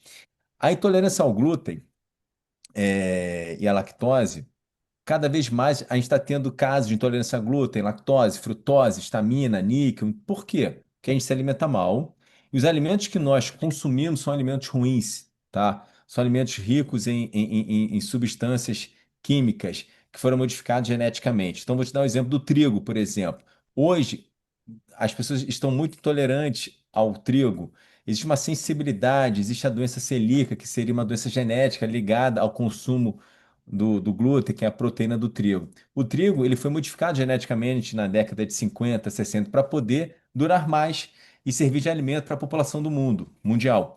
Então, o trigo que seus avós consumiam, que meus avós consumiam, é um trigo diferente do que nós consumimos hoje. É um trigo modificado geneticamente. Essa modificação genética faz com que esse trigo não seja digerido de forma completa pelo nosso intestino. Essa digestão ruim do trigo vai gerar uma inflamação no nosso intestino. Então, por isso que hoje nós temos mais intolerância ao trigo, mais doenças celíacas, porque esse trigo é um trigo modificado. Agora, eu tenho que abolir o trigo da minha dieta? Claro que não. Eu tenho que ter um equilíbrio. É interessante você consumir, por exemplo, o trigo que nós consumimos aqui no Brasil é um trigo de pior qualidade quando nós consumimos um trigo na Itália, por exemplo, que é o país que mais consome trigo no mundo. E nem todo mundo lá é intolerante ao trigo. Então, assim, é da qualidade do trigo, basicamente. Mas equilíbrio na alimentação também, tá? O jejum, que foi falado aqui, é, depende do seu propósito, tá? Vamos esquecer do propósito religioso, espiritual do jejum. Do ponto de vista orgânico, tá? Jejum é interessante? É interessante, tá? Tem duas situações que vale a pena fazer jejum. Aquele jejum à noite, o ideal é a gente comer até mais 7, 8 horas da noite e ficar um jejum de 12 horas até o dia seguinte. O nosso intestino ele agradece, tá? O jejum de 10, 12 horas à noite é muito legal. E outra coisa, quando nós almoçamos, por exemplo, tentar ficar em jejum umas 3 horas, porque o intestino, depois que nós almoçamos ou jantamos, ele faz uma limpeza fina nas próximas 2 horas. Então, tentar não comer o tempo todo, tá? Ficar em jejum pelo menos 2 horas após o almoço, após o jantar, por causa da limpeza fina que ele faz. Ele vai limpando aquele resíduo que ficou ali na alimentação, na digestão. Então, esse jejum, ele é importante porque ele faz essa limpeza fina do intestino. Porque quando fica algum alimento ali, algum resquício, aquele alimento vai servir de comida para quem? Para as bactérias, tá? Então, o jejum é interessante por isso. Retocolite e doença de Crohn são doenças autoimunes que acometem o intestino. Quando o paciente tem uma doença autoimune, a chance dele ter uma segunda, uma terceira é muito grande. Então, aí a alimentação é muito importante. Então, você não consumir glúten, não consumir leite, tá? E não consumir alimentos ultraprocessados é interessante quem tem retocolite e quem tem doença de Crohn. Então, é importante esse paciente, quando eu tenho alguns pacientes com retocolite e com doença de Crohn, esses pacientes eu sempre encaminho para psicóloga, para minha esposa e para nutricionista, porque tem que ter uma abordagem multidisciplinar para qualquer doença autoimune, tá? É, o TEA, que é o transtorno do espectro autista, é importante o paciente não consumir glúten. O paciente que faz uma dieta sem glúten, esse paciente, ele melhora muito, muito seu comportamento. Por que que hoje em dia está tendo muito TDAH, autismo, isso em pacientes mais jovens e pacientes mais idosos, o Parkinson e o Alzheimer? Está muito relacionado ao nosso estilo de vida, à nossa alimentação. O autismo, ele, até pouco tempo atrás, era um autista para 10 pacientes, 10 pessoas, né, nascidas. Hoje, o número tá 1 para 25 para 30 autista. Então, assim, se você não tem um filho autista, você vai ter um neto ou um sobrinho autista, provavelmente. Não foi isso aí, não foi eu que estou falando isso. É uma brasileira que eu assisti uma palestra dela ano passado, que é um dos maiores nomes de autismo no mundo. Ela mora no Texas e ela tem um filho autista. Ou seja, a alimentação de hoje, ela é um dos fatores que fazem ter uma prevalência aumentada de autismo no mundo, tá? O H. pylori ele pode ser encontrado no intestino, porém, o maior efeito dele é no estômago, e causando gastrite, úlcera. Então, esse H. pylori é a transmissão pela alimentação. Uma alimentação balanceada, uma alimentação limpa, você saber onde que come é importante, tá? Só que a maioria das pessoas hoje, 70, 80% das pessoas passam por uma infecção por H. pylori. Só que H. pylori, ele, uma vez sendo diagnosticado, tem que ser tratado. Tá? E o tratamento, basicamente, é com antibiótico, porém, se você não tiver um controle na sua alimentação, no seu estilo de vida, você vai acabar se reinfectando pelo H. pylori, então vai ficar um ciclo vicioso. Entre os 5 valores negociáveis para você evitar ter a infecção por H. pylori, tá? Que é uma bactéria, tá bom? Em relação à menopausa, na menopausa, as mulheres que passam pelo clima, que estão no climatério, menopausa, é importante ter uma alimentação balanceada, porque a alimentação faz toda a diferença na produção da microbiota. E aí, todos nós que temos mais de 40 anos, a nossa digestão é uma digestão, começa a ficar mais lenta. Por quê? Porque há uma diminuição na produção de enzimas digestivas e na produção de ácido clorídrico. O ácido do estômago, ele é importante para a digestão, assim como as enzimas. E tanto o ácido quanto o estômago, eles diminuem a produção a partir dos 40, 50 anos. Então é importante, mais uma vez é importante a gente mastigar bem a comida, não beber líquido durante as refeições e cuidar da nossa mastigação enquanto nós estamos nos alimentando. E não esquecer do nervo vago, porque ele é importante para a acomodação do alimento quando nós estamos comendo. Quando você tem um estresse, ele é um fator disruptivo para o vago. E sem o vago, a nossa digestão fica completamente é, é, é, deficiente, tá? Em relação à kombucha, é legal, é bacana, por quê? Porque é um alimento que tem uma fermentação natural, e a fermentação natural, ela faz com que haja liberação de substâncias bacanas pró-saúde para o nosso intestino. Um exemplo são ácidos graxos de cadeia curta, que é o butirato. O butirato é uma substância que as bactérias produzem, que vão promover saúde não só no nosso intestino, mas em todo o nosso corpo e, inclusive, no cérebro, melhorando a neuroplasticidade, tá? Não sei se ficou faltando mais alguma pergunta, mas é isso, gente, tá? Se quiserem perguntar mais, fiquem à vontade. Eu não sei se, pelo avançar da hora, se a Edneide vai permitir. Oi, doutor, boa noite. Boa noite. Eu sou o Rafael aqui de Araruna, Paraná. Gostaria de fazer uma pergunta. Pode fazer. Eu gostaria de fazer referente a gases no intestino, se o emocional pode desencadear algo nesse sentido, isso gera dor e juntando-se com diarreia, algo assim. Isso é possível a partir do emocional? Sim, sim. Porque assim, vou te dar um exemplo. Quando você tem um emocional, não tá legal o seu emocional, tá? Independente da causa. Esse emocional ruim vai, por ligação direta com o intestino, vai promover sintomas no intestino, tá? Os gases que você produz, basicamente, quem causa os gases é o quê? É a combinação do que você come com as bactérias presentes no seu intestino. Se você come alimentos que são altamente fermentáveis, como feijão, como grão de bico, cebola, alho, tá? São alimentos que têm uma fermentação em excesso. Essa comida, esse alimento, em contato com a bactéria, o produto desse encontro é a formação de gases. Nós produzimos cerca de 100 ml de gases por dia, tá? Porém, se você tem um excesso de bactérias ou você come um alimento que é altamente fermentável, Isso vai gerar bastante gases. E a formação dos gases vai haver uma distensão do seu abdômen. Essa distensão vai gerar dor, vai gerar cólica, tá? Uma ansiedade, uma emoção não trabalhada, tá? Isso vai fazer com que haja um desequilíbrio da sua microbiota para mais ou para menos, isso vai gerar a formação de gases. Então tá tudo, a gente pode colocar tudo no mesmo pote, no mesmo bloco ali, que isso vai causar, tá tudo interligado. Ok, obrigado. Gente, se alguém quiser fazer alguma pergunta, porque as perguntas do chat já estão subindo muito rapidamente para ganhar tempo. Alguém quer fazer? Não? Abre seu áudio por favor, pergunta ao doutor Marcos. Eu quero. Doutor Marcos, por favor, fala um pouquinho mais sobre a kombucha. É uma bebida, tá? Que ela passa um processo de fermentação natural, tá?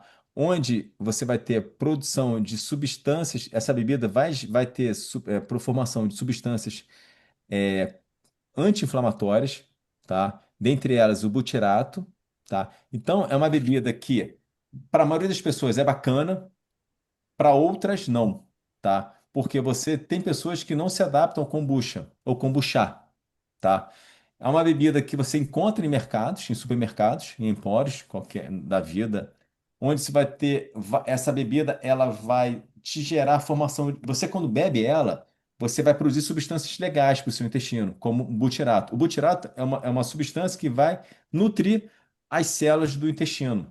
Então, essas células bem nutridas vai fazer com que haja um ambiente propício para a digestão do que nós comemos. Entendeu? Ok, obrigada. Nada. Quem mais? Doutor Marcos, Maria Rejane, a Célia, depois Maria Rejane. a psoríase é uma doença autoimune? Sim, é uma doença autoimune na pele, que o tratamento, provavelmente, toda doença autoimune, toda, a gente tem que olhar para o intestino, tá? Porque a doença autoimune, ela não começa da noite para o dia, tá? Toda doença autoimune, ela tem um fator genético envolvido e tem um fator ambiental. O fator ambiental tem a ver com como você lida com as suas emoções, os seus traumas, tá? Isso vai repercutir no seu estilo de vida, na sua alimentação, no seu sono, se você faz atividade física, tá? Então, por exemplo, é muito comum o paciente abrir um quadro de psoríase com assim, uma perda de alguém, tem um gatilho envolvido nisso. Esse gatilho, tá? Esse paciente tem um fator genético envolvido, tem uma predisposição genética, esse gatilho ativa essa predisposição genética e você tem a doença autoimune. Só que esse gatilho, na verdade, é o copo que transbordou. Esse paciente vinha tendo inflamações de baixo grau no intestino, e aí esse gatilho transbordou o copo, e aí você tem a doença. E é tratável?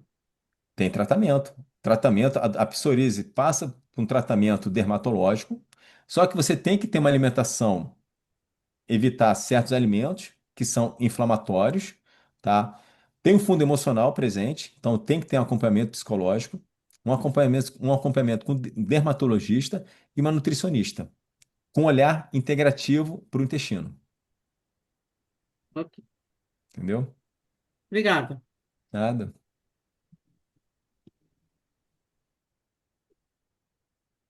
Boa noite. Kefir, né? E o kefir também, né? O kefir é muito parecido, né?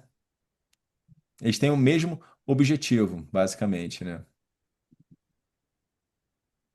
Boa noite, estou amando a aula. Parabéns a vocês todos que organizaram e estão aqui com a gente, nos abençoando, né, com tantas informações necessárias. Minha pergunta, na realidade, teria duas, mas se for possível. Mas uma pergunta assim, hoje a gente vê tantas pessoas, né, recebe muitas pessoas que não usam, não fazem o desjejum, né, não fazem a primeira refeição. E a gente sabe da necessidade de fazê-las. Qual é o prejuízo, assim, ao longo do tempo, né, de uma pessoa seguir desta forma, né? para Então, dentro do emocional, do intestino, qual é o prejuízo? então, olha só, assim, a gente tem que ter alguns pontos de vista aqui, tá? Do ponto de vista da medicina, nutricionalmente, tá? O ideal é a gente ter um café da manhã de rei, um almoço de príncipe e um jantar de plebeu, tá? Teoricamente, você se alimenta muito bem no café da manhã, um almoço bom e um jantar bem simples, bem simplório, tá? Só que tem gente que não, que se sente muito bem quando fica em jejum pela manhã, tá? Se adaptou. Ele se adaptou, ele não consegue comer. Eu tenho paciente que não, se ele comer de manhã, ele passa mal, ele tem sintomas de inchaço, distensão abdominal. Eu vou pedir para esse cara comer de manhã? Não. Então, assim, a gente tem que ter um olhar individual para cada paciente, para cada pessoa. Teoricamente, o que que seria o ideal? Você tomar um belo café da manhã, tá? Café da manhã variado, almoçar bem e jantar pouco. O seu jantar tem que ser um prato de sobremesa comparado ao almoço, teoricamente cedo, até mais 8 horas da noite. Isso na teoria. Na prática, na prática tem gente que não toma café da manhã e tem uma saúde boa, não tem problema, e tá tudo bem. A gente tem que olhar assim, hoje a gente tem que cada um, o tratamento tem que ser personalizado, individualizado. Eu não posso chegar para todo mundo que está aqui e falar, ó, gente, café da manhã todo mundo. Aí tem gente que fala, opa, eu não tomo café da manhã, eu não gosto. E tá tudo bem, entendeu? Não vai ter nem alteração, então, Não, né? não vai ter, não vai ter. Porque assim, se ele consegue se alimentar ao longo. Agora, a gente tem que saber o seguinte: fisiologicamente, o nosso intestino durante o dia é um e à noite é outro. O que não pode é você deixar para comer tudo à noite, tá? Então você tem que ter um equilíbrio durante o dia, mas à noite a gente tem que comer bem menos à noite do que de dia. Por quê? Porque à noite você vai ter menos enzimas funcionando. A peristalse, o que que é peristalse? É a contração do intestino para empurrar o bolo fecal para frente. É mais lenta, é mais devagar. A acomodação do estômago é mais devagar à noite. Então, por isso que à noite as pessoas têm mais refluxo à noite, têm mais gases à noite quando come determinado volume de comida, de bebida. Então, assim, à noite tem que ser sempre menos, tá? Não dá pra você trocar o dia pela noite. Aí não, aí eu não concordo. Agora, eu não quero, eu quero ficar em jejum, o meu dia só começa por volta de 11 horas, quando eu vou comer, eu vou almoçar. Cara, assim, eu vou falar o que para o paciente desse? Ele se sente bem, isso não tá gerando complicação para ele. Tá tudo bem, entendeu? Ok, excelente. E a outra é sobre depressão, ansiedade linkada ao intestino. Quais os hormônios envolvidos? Como que isso acaba desenvolvendo a depressão e a ansiedade? Então, na verdade, uma pessoa deprimida, ela é uma pessoa que o intestino ele vai sofrer também, tá? A depressão ela pode causar doença no intestino? Pode. E o intestino doente pode levar a uma depressão? Pode. Então, ele se tá, pode ser causa e o outro a consequência e vice-versa. Tá. Em relação a fatores hormonais, a serotonina, que as pessoas falam, a serotonina, o intestino produz 90% da serotonina, essa serotonina vai para o cérebro, estimula, isso é fake, tá? A serotonina que o intestino produz não vai para o cérebro, porque não atravessa a barreira, porque no cérebro existe uma barreira, um filtro. Porque o cérebro, como é um órgão muito nobre, tem que tomar cuidado, ele tem que ter um filtro, tem que ter uma barreira ali.